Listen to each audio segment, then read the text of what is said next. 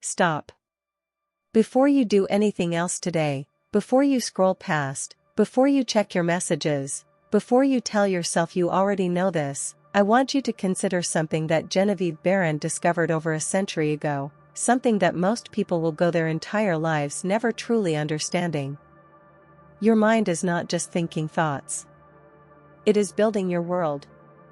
Right now. As you breathe. As you doubt. As you hope. As you fear. And the terrifying and beautiful part? It has never stopped. Genevieve Behrend was the only personal student of Thomas Troward, one of the greatest mental philosophers who ever lived. She didn't just study his ideas.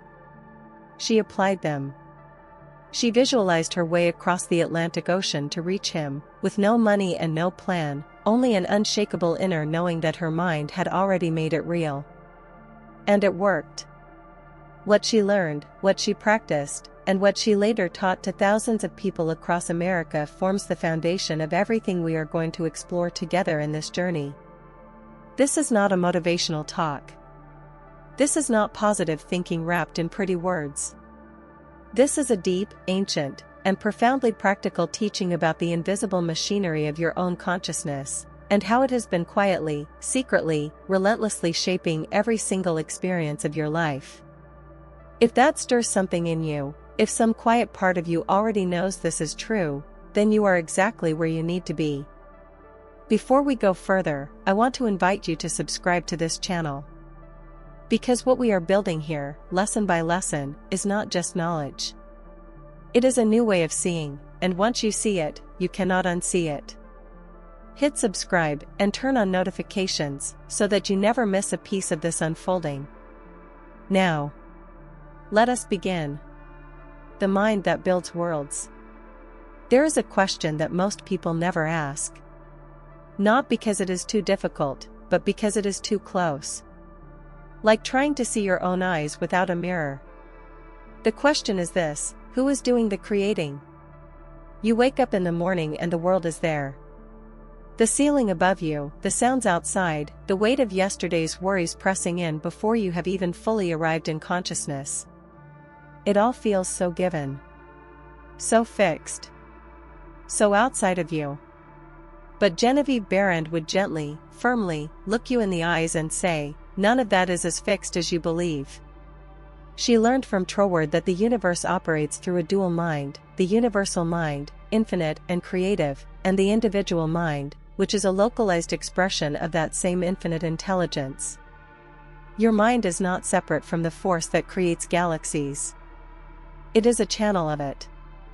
This is not poetry. This is the foundational principle upon which everything else rests. Think of a river. The ocean does not end where the river begins. The river is the ocean, moving in a particular direction, through a particular landscape. Your mind is the river. Universal intelligence is the ocean. And what you pour into that river, your dominant thoughts, your emotional convictions, your deep-seated beliefs, flows outward into the physical world and becomes your experience. Behrend wrote in her timeless work, Your Invisible Power, that visualization is the great secret of the successful. But she was careful to clarify something that most people miss entirely: visualization is not daydreaming. It is not fantasy. It is the deliberate use of your mental faculty to impress a specific image upon the deeper layers of mind, layers that do not question, do not doubt, and do not hesitate. They simply create.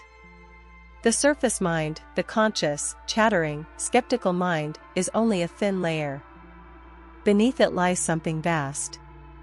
Something that has been absorbing every thought you have ever had, every image you have ever entertained, every feeling you have ever attached to an idea. And it has been translating all of it, faithfully, into the substance of your life. This is the mechanism. This is the secret engine. And here is what makes this teaching both electrifying and sobering: it does not care whether what you are impressing upon it is what you want or what you fear. It only responds to what you consistently hold in your mind with emotional intensity. This means that the person who lies awake worrying about poverty is using the exact same creative machinery as the person who sits in quiet certainty imagining abundance. Both are creating. Both are building. The difference is only in the direction. Genevieve Behrend did not teach this to make people feel guilty for their struggles. She taught it because she knew, that once a person truly understands this principle, they can never again feel truly powerless. You are not a victim of your circumstances. You are, at the deepest level, their author. The world you are living in right now is the sum total of your most persistent mental and emotional states. Not your wishes. Not your prayers alone. Your states. Your habitual inner atmosphere. Change the atmosphere, and the weather of your life must change. That is the law. And laws do not play favorites. In the next chapter, we are going to look at the mysterious power of visualization, not as a technique, but as a language that your deeper mind actually speaks. Because until you understand what visualization truly is, you will be trying to send a message in a code you haven't yet learned to write. Stay with me. This is only the beginning. The sacred art of seeing what isn't there yet. Close your eyes for a moment. Picture a lemon. Yellow, slightly waxy, sitting in your hand. Now imagine cutting it open, the spray of mist, the sharp citrus scent, the glisten of juice. Now bring it slowly to your lips. Is your mouth watering? If it is, you have just witnessed something extraordinary. Your body responded to an image that existed only in your mind. There was no lemon. There was no juice. And yet your physical system reacted as though there was. This is the doorway through which Genevieve Behrend walked every single day. She understood that the subconscious mind, that vast, tireless, deeply creative part of you, does not distinguish between what is vividly imagined and what is physically real. To that deeper intelligence, a clear, emotionally charged mental image is an instruction. A blueprint. A request submitted in the only language it truly understands. Visualization, as Behrend practiced it, was not about staring at vision boards or repeating affirmations like a mechanical script. It was about entering a state of inner knowing, a state in which the thing desired is not merely wished for but felt as already present. The feeling of the wish fulfilled, as mystics across traditions have called it. She speaks of this in Your Invisible Power with a specificity that most spiritual teachers lack. She doesn't simply say, imagine what you want. She says, hold the image quietly, steadily, lovingly. Do not strain toward it. Do not grasp at it with the anxious energy of someone who doesn't believe they deserve it. Relax into it. The way you would relax into a truth you have always known. That distinction, between grasping and receiving, is everything. When you grasp, you are in a state of lack. And the deeper mind, which takes its cues not from your words but from your emotional frequency, receives the message, there is not enough. There is absence. And so it perpetuates the absence. When you receive, when you hold an image with calm, grateful certainty, you are broadcasting a fundamentally different signal. You are saying, in the language beneath language, this is real. This is mine. This already exists. And the creative intelligence within you, obedient and faithful, begins to rearrange the outer world to match the inner template.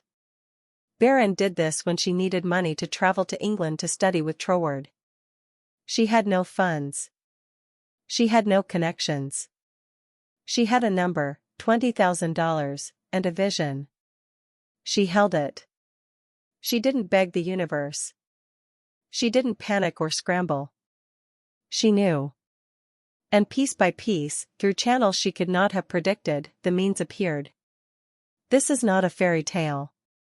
This is a documented account of a woman who understood something that most people dismiss as impractical, and who proved, through her own life, that it is perhaps the most practical thing there is. Now here is what you must understand: the image you hold most consistently in your mind is not always the image you consciously choose. Most people's mental lives are not deliberate. They are reactive. The news, the traffic, the unpaid bill, the offhand comment from a coworker, these become the dominant images. And the deeper mind, faithful servant that it is, receives them all. Behrend's great contribution was teaching people to become deliberate. To take the hand of their own imagination and consciously direct it, not with force, but with focused, gentle, persistent intent. She called this the exercise of your highest faculty. And she believed, rightly, that it was available to every single person, regardless of their background, their education, or their current circumstances. You do not need special gifts. You do not need to be spiritually advanced. You need only the willingness to practice, and the patience to trust what you cannot yet see. Because the image in your mind is already more real than you know. It is already moving toward form. It is already becoming. In the next chapter, we enter perhaps the most mysterious teaching of all, the law of attraction as Behrend truly understood it, not as a wish machine, but as a mirror held up to the deepest architecture of your soul. You are not attracting, you are reflecting. There is a phrase that has been repeated so many times it has almost lost its meaning, like attracts like. You have heard it. You may have believed it. You may have tried to use it, to think positive thoughts and wait for positive things to arrive, and you may have been confused or discouraged when the results were incomplete, inconsistent, or absent altogether. Genevieve Behrend would tell you that the confusion comes from a misunderstanding of the word attract. The mind does not attract experiences the way a magnet pulls iron filings from a distance. That image, while poetic, is misleading.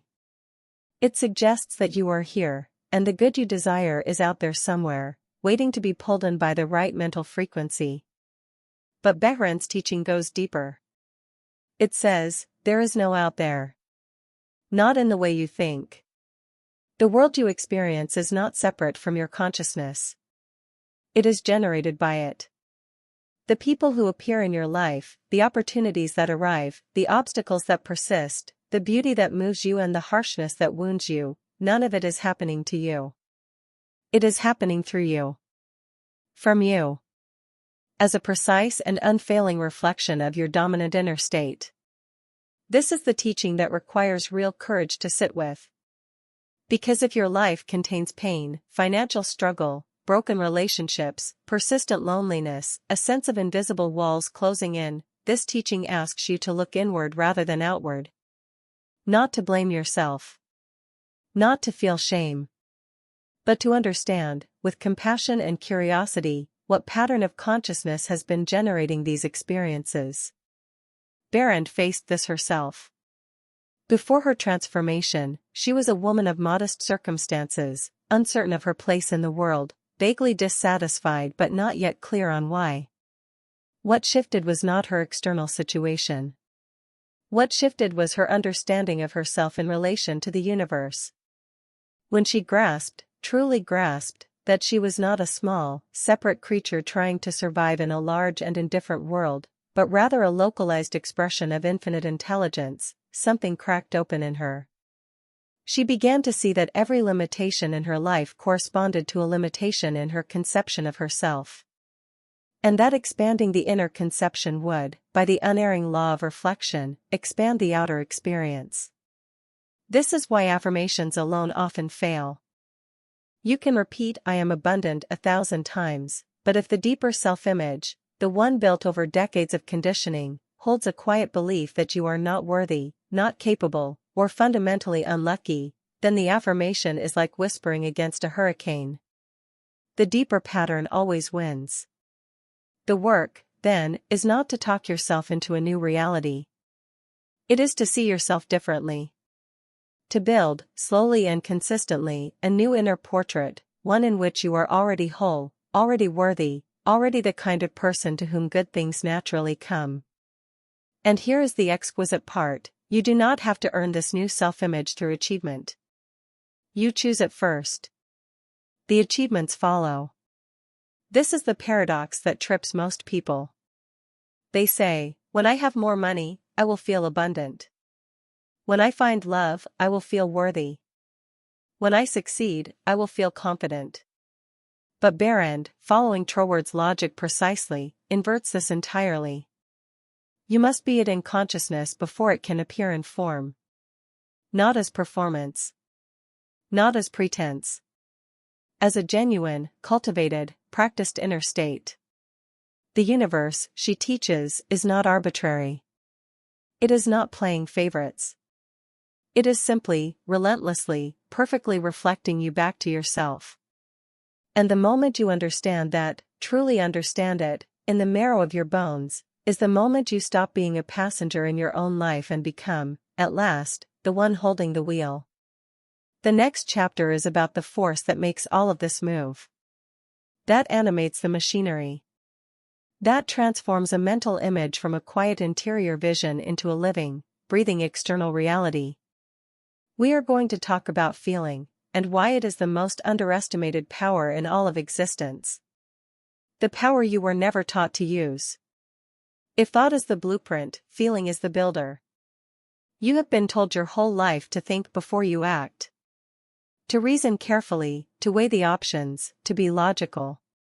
And there is wisdom in that.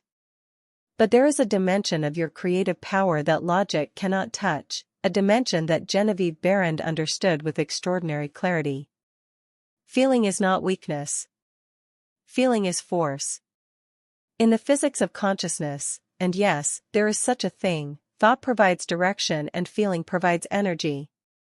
A thought without emotional charge is like a blueprint left in a drawer. It exists, but it does not move. It does not build. It does not call anything into form. The moment you attach genuine feeling to a thought, particularly the feeling of already having what you desire, you activate something deep in the architecture of mind that begins to translate that image into material reality. Troward described this process with scientific precision, and Behrend brought it to a language that ordinary people could feel and apply. She spoke of the importance of living in the end result. Not just picturing it. Feeling it. Inhabiting it. Breathing in the emotional reality of the life you are choosing, as though it has already been delivered. This is not delusion. This is not bypassing reality. This is working with the deepest mechanics of how consciousness creates. Think of it this way. Two people both visualize financial abundance. One does so while feeling anxious, gripping the image, aware at every moment of the contrast between the vision and the current bank account. The other does so from a place of genuine warmth and gratitude, already feeling the safety, the freedom, the lightness that abundance brings. The first person is visualizing from lack. The second is visualizing from abundance. And the deeper mind, which reads emotional signal far more accurately than conscious intention, receives two completely different messages.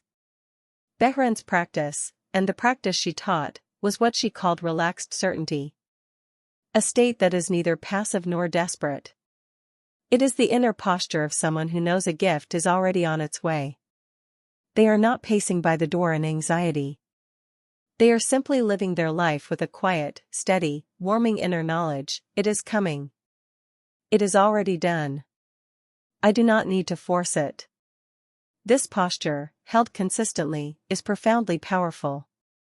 It removes the energetic static of doubt and fear that most people unwittingly broadcast, and replaces it with a clean, clear signal that the creative intelligence within you can act upon without resistance. And here is something even more subtle, and perhaps more beautiful: the feeling does not have to be grand or dramatic. It does not require ecstatic states or peak spiritual experiences. It can be quiet. It can be a small, steady warmth in your chest when you think of the life you are building. A gentle sense of rightness. A whisper of yes. That whisper is enough. It is real. It is working. Now, the feeling that undermines all of this, the one that Behrend returns to again and again as the great obstacle, is not anger, not sadness, not even grief. It is doubt. Doubt is not the absence of feeling. It is a feeling. A persistent, low-frequency emotional signal that says, "This probably won't work. I've tried before. I don't really believe."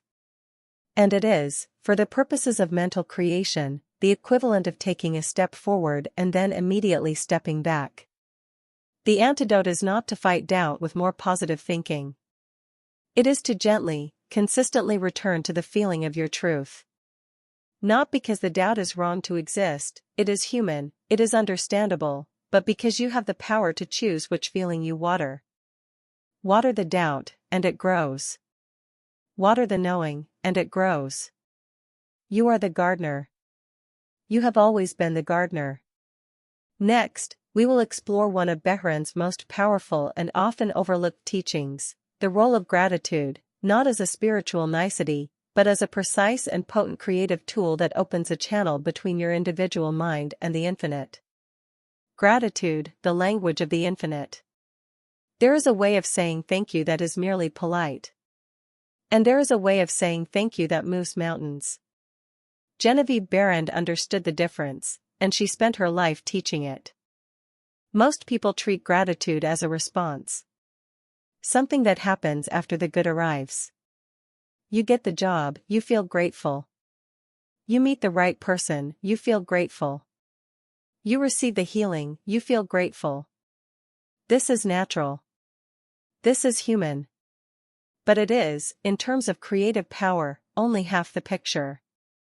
Behrend taught something more radical: gratitude is most powerful before the good arrives. Gratitude for what is not yet visible. Gratitude for what exists only as a clear image in your mind and a warm certainty in your heart. This, she said, is the highest form of faith, and it is, at the same time, the most precise creative act available to a human being. Why? Because gratitude, genuine gratitude, is only possible in the absence of doubt. You cannot truly, deeply feel thankful for something you believe will not come. Gratitude for the unseen is a state that can only be sustained when, at some level, you know it is real. It is, in this sense, the emotional proof of faith. And faith, as all the great teachers have insisted, is the substance of things hoped for, the real reality behind the apparent reality. When you practice gratitude for what is not yet manifest, you are not fooling yourself. You are aligning yourself with a level of reality that is, in truth, more fundamental than what your physical senses currently report. This is where Behrend's teaching brushes up against mysticism in the most beautiful way. She understood that the physical world is not the base level of reality. It is the final level, the densest, slowest moving expression of something that begins in mind and feeling. The oak is already in the acorn.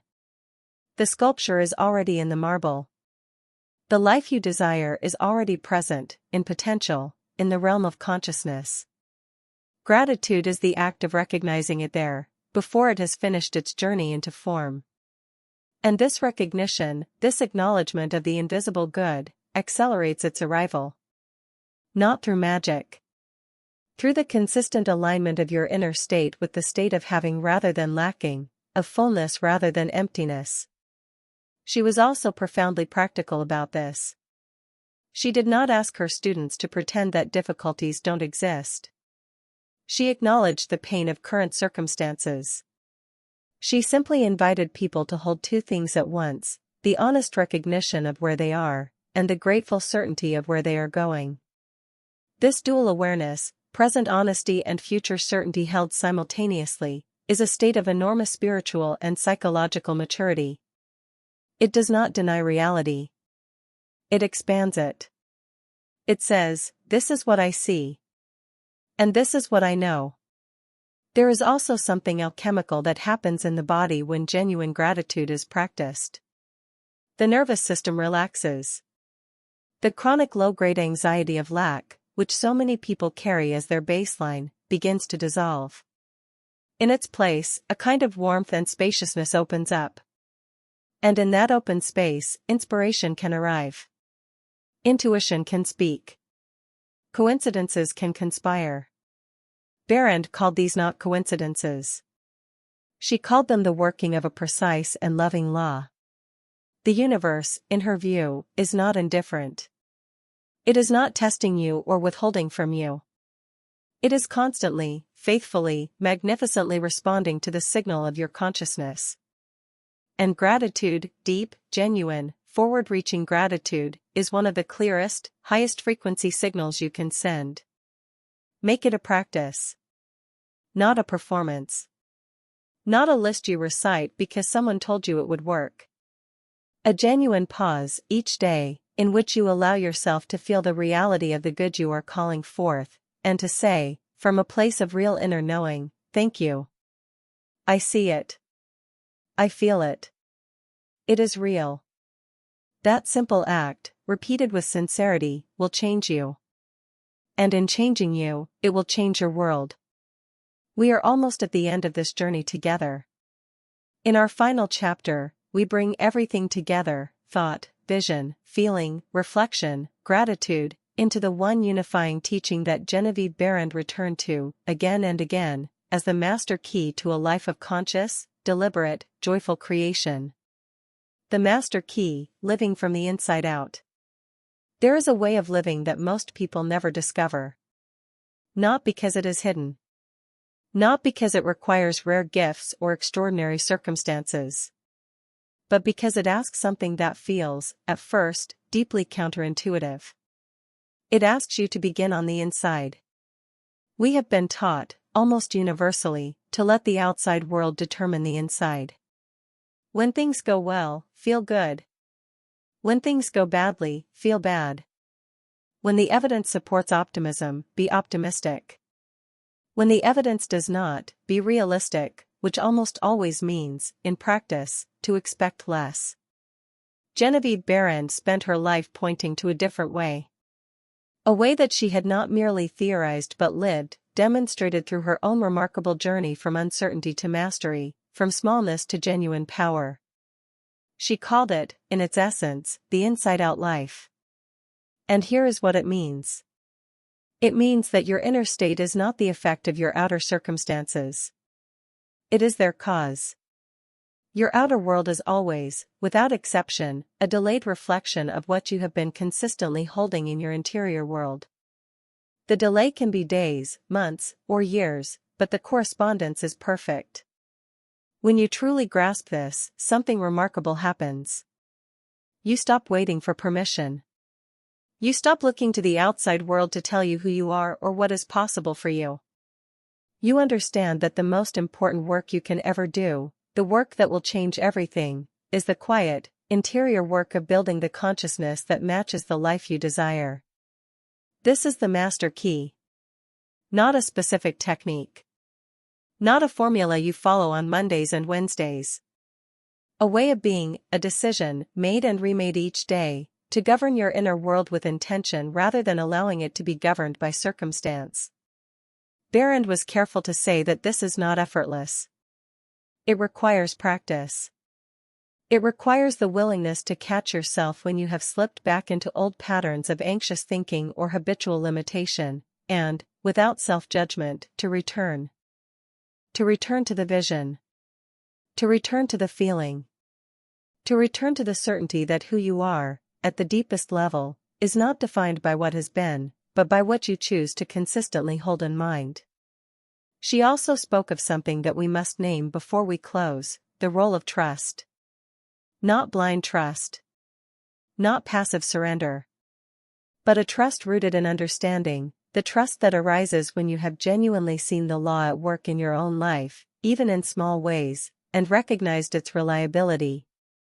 Every time you held a clear intention and saw it unfold, even imperfectly, even partially, you were given evidence.